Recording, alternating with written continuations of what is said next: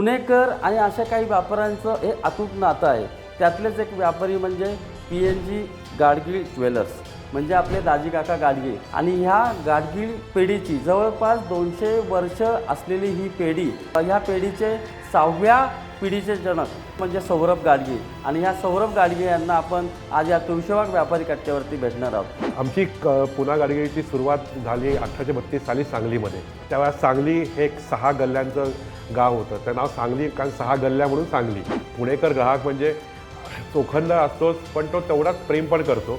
आणि मला वाटतं तुम्हाला त्यांच्या गरजा तुम्ही पूर्ण करू शकलात तर तो तुमच्यावर म्हणजे मनापासून प्रेम करतो। मला वाटतं पुण्यासारखी लॉयल्टी बाकी जगात कुठेच नाही आहे। आणि आत्ता अमेरिकेत दुकानात चोरी आली होती आमच्याकडे, तर त्यामुळे मला वाटतं अमेरिकेत मला अडचणी खूप होत गेल्या, पण त्यातनं प्रत्येकाचा मार्ग निघून प्रगतीवर खूप होत गेली।